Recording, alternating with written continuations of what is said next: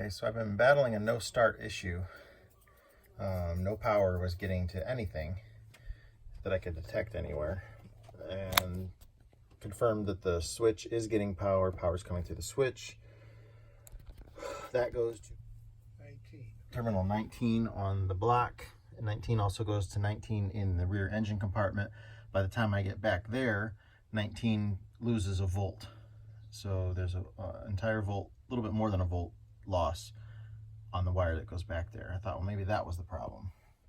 Also, my power probe, by the time it gets to the back, doesn't detect it as positive or negative.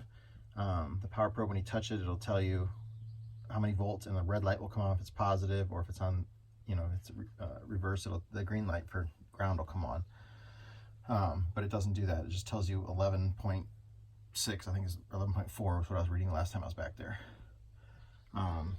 Was able to bypass the starter itself and just energize the solenoid to the starter, and it would work. So the starter was fine. So that's controlled by a relay. Calls it, well, it's a starter magnetic switch is what the book calls it. It's just a solenoid is all it is. There's 3 of them here, but the starter one is the middle one. And got to the point where if I touched that rectifier, everything would work. If I pushed up on it just a little bit, it would work. I took it apart, cleaned it, put it back together. Still didn't work, but the voltage is getting there, but it's not actually tripping the switch. So we called Luke at US Coach. That part's only $20. So that should fix the problem. But again, if I was just touching that rectifier, it was working. Terminal 19 over here was getting, like I said, it's getting the power, but it loses more than a volt by the time it gets back here. But it's still enough to trigger it. It is working when I touch it. So now, you want to go start it up front?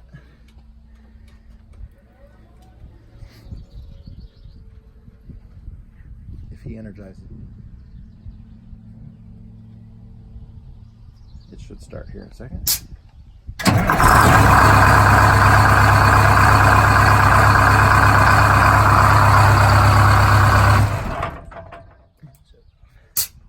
So it is working. The wheels themselves have sunk down into the blacktop here. That really shows it, but they're a good 1.5 to 2 inches down into the asphalt.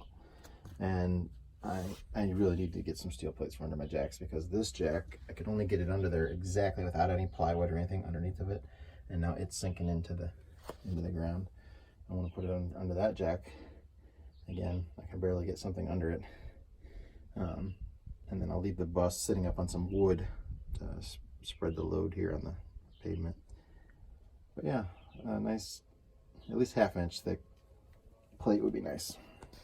So here's the Buffalo. She just did some walnut shell blasting on it to remove all the old paint. There's a little bit of rust on it too. Just getting ready to get painted.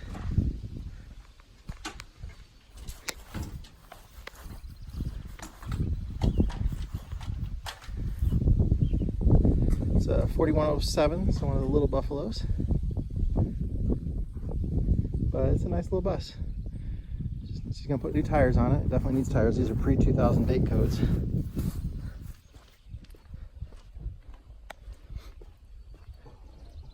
We just got the brakes all unstuck, got the flywheel clutch unstuck from the flywheel. We got the electric circuit working now, so it starts on its own.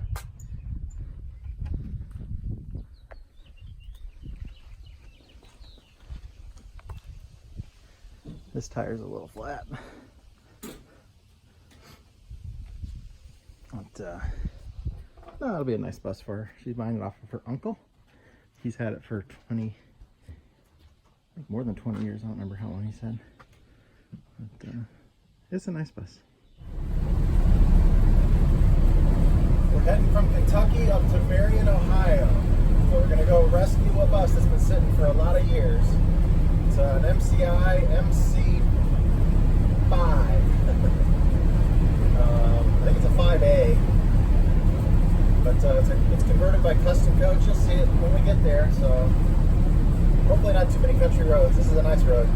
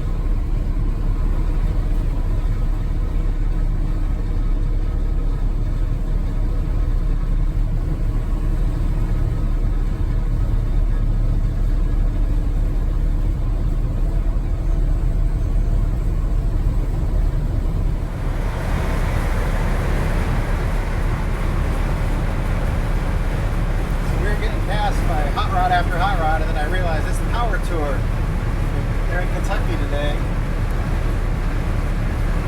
Probably been 30 of them that passed us already. He's got the power tool sticker on his back. I didn't see that before. But I figured that many guys on the road.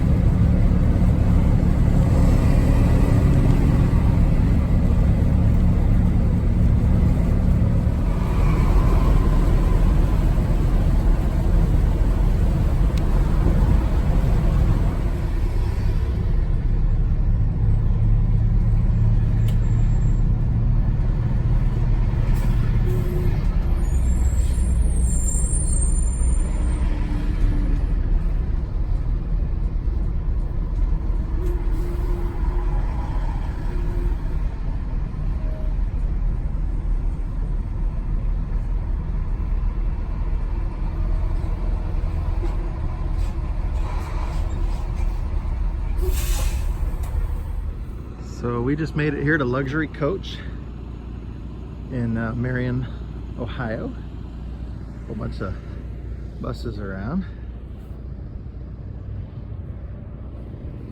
But we're here to work on this back here. Not the Flex. The MC5 there.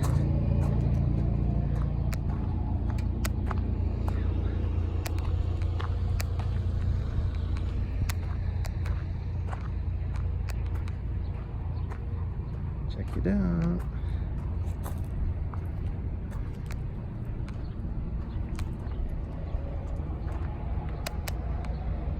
It's a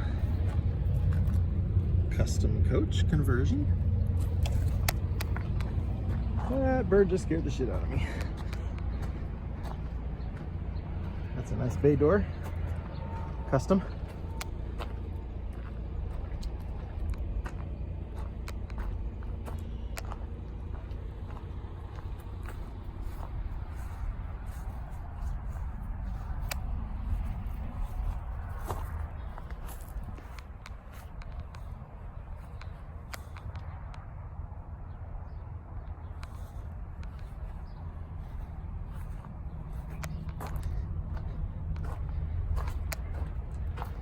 See if the door's open.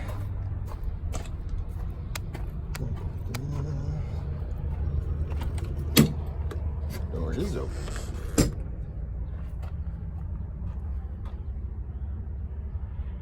Standard custom coach hardware.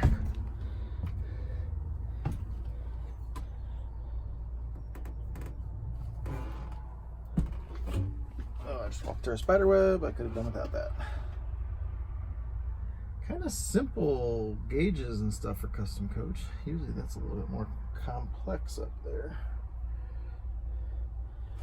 But pretty stock driver's area. You have the searchlight up there.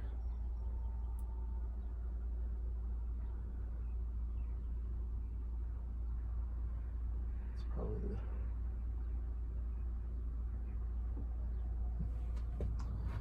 yeah, so we got a booth seating here. Oh, is this an executive coach as well?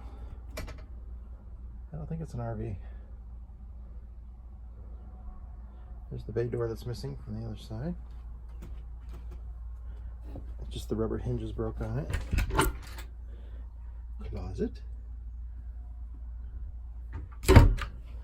Lots of drawers. Here's the galley.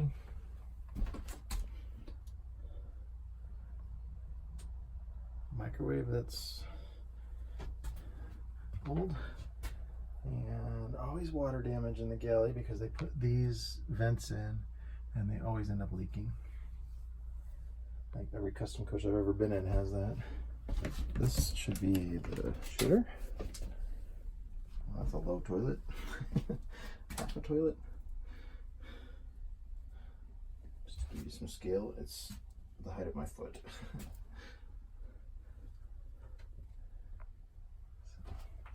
Just a little shitter, so there's no shower. But that's an executive. And another closet.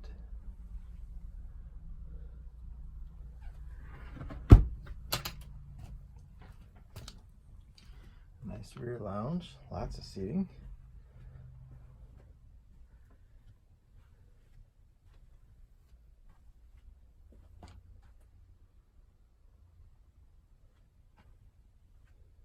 Oh, it's a nice bus.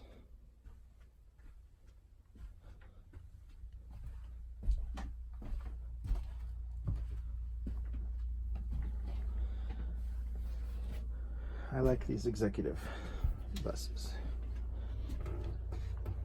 It'd be nice for a party bus or tour bus like that. It's gonna be fun. See how low it is to the ground. The two tires are sunk so far into the gravel there that again the body is maybe 3 inches off the ground. Oh, I gotta close the door.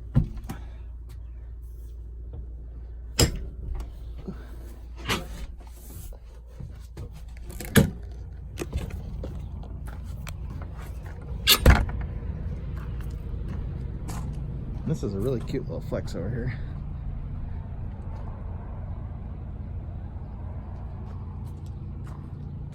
Doesn't say custom coach on it, but it looks like custom coach in there. I'm not going to go inside this one. I don't have permission to do that.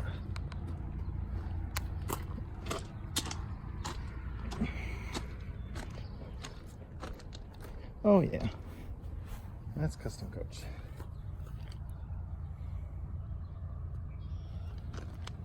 I'll stick it to the window.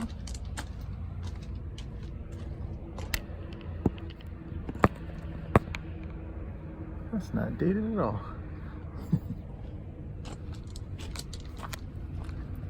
Let's see.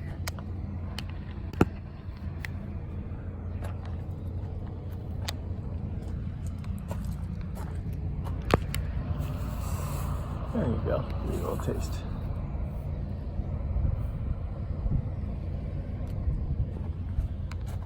I like Lexus. So anyways, lots of nice coaches everywhere. We did about 350 miles today to get here.